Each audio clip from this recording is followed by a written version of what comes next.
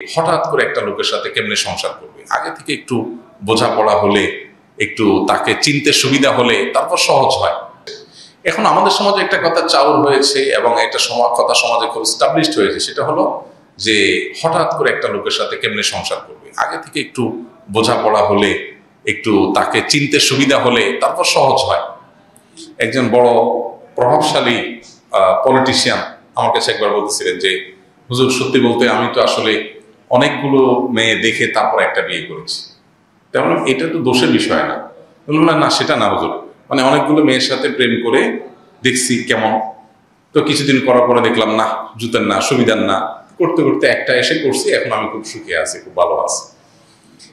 এই যে একটা বিষয় যে মনে করে সমাজের একটা অংশ যে হঠাৎ করে একটা লোকের সাথে কিভাবে থাকে, তাহলে আগে থেকে একটু থেকে থেকে বোঝাপড়া হলে তখন বোধহয় সম্পর্কগুলো ভালো থাকে। এখন আমার প্রশ্ন হলো, আজকাল বেশিরভাগ যুবক যুবতীদের চরিত্র নষ্টের দিকে, তারা অবৈধ সম্পর্কে জড়িয়ে গেছে।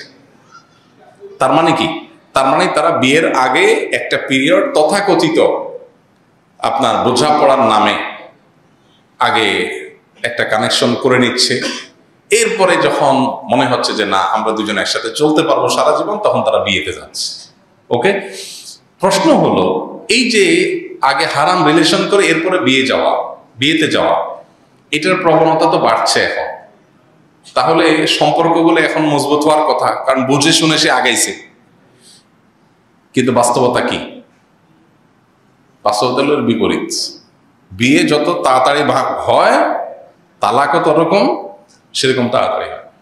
অর্থাৎ 10টা বিয়ে হলে 8টা বিয়েই ভেঙে যাচ্ছে বা 5টা বিয়ে ভেঙে যাচ্ছে। অথচ আজ থেকে 2 যুগ 3 যুগ আগে আমাদের পূর্ববর্তী যারা পূর্বপুরুষ যারা ছিলেন, আমাদের বাপ দাদা চাচা, তারা এই তথাকথিত বোঝাপড়া, বিয়ের আগে অবৈধ সম্পর্ক করে একটু জানাশোনা করে তারপরে বিয়ে, এটা কি তারা করছিলেন? ছিলই না এই কালচার। কিন্তু তাদের মধ্যে বিবাহ বিচ্ছেদের হার ছিল কেমন? এখনকার তুলনায় অনেক কম। তাহলে বোঝা গেল এটা একটা মিথ্যা কথা। শয়তান এই মিথ্যাটা আমাদের মধ্যে এস্টাবলিশ করেছে। আপনি পশ্চিমা পৃথিবীতে চলে যান, দেখবেন চিত্র আরো ভয়াবহ। 1 সপ্তাহ, 15 দিন, 2 মাস, 6 মাস, এর বেশি টিকে না।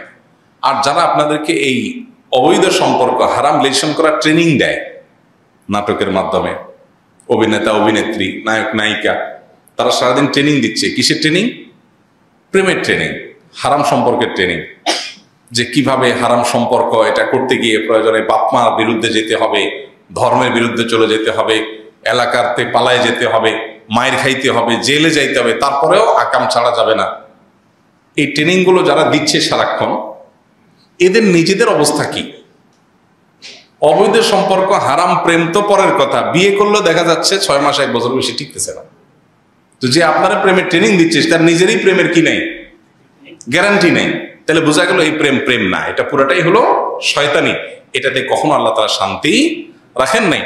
আল্লাহ তাআলা পরিষ্কারভাবে বলেছেন যে ওয়াল্লাযীনা হুম লিফুরুজিহিম হাফিজুন, যারা তাদের ইজ্জত, সম্ভ্রম, লজ্জাস্থানকে হেফাজত করে, তাদের ভালোবাসা, তাদের জৈবিক যে চাহিদা, এটা পূরণ করার ব্যাপারটিকে তারা কন্ট্রোল করে। ইল্লা আলা আজওয়াজিহিম আও মা মালাকাত আইমানুহুম ফাইন্নাহুম গায়রু মালুমিন, শুধু স্ত্রী, বিবাহিত স্ত্রী অথবা আপনার আল্লাহ রাব্বুল আলামিন যে বৈধ ব্যবস্থা রেখেছেন সেই পথ যদি কোনো সমাজে থাকে, আজকে সমাজে নাই পৃথিবীতে কোথাও, যদি সেটা থাকে তাহলে সেক্ষেত্রে সেখানে আল্লাহ তাআলা অনুমোদন করেছেন। এর বাহিরে অন্য কোনো উপায়ে যদি কেউ নিজের যৌন আকাঙ্ক্ষাকে চরিতার্থ করে, তাহলে স্ত্রী না, আপনি তার সাথে যৌন সম্পর্ক বা হারাম সম্পর্ক করলেন। সরাসরি জেনায় গেলেন না, কিন্তু জেনার কাছাকাছি গেলেন, অশ্লীল আলাপচারিতা, স্বামী স্ত্রী সুলভ আলাপচারিতার মধ্যে প্রবেশ করলেন। এই যে বিষয়টা আল্লাহ তাআলা বলেছেন, এই বিষয়টা যারা এটাতে পতিত হবে তারা সীমা লঙ্ঘনকারী, অর্থাৎ অপরাধী। এটাকে আল্লাহ তাআলা হারাম করেছে।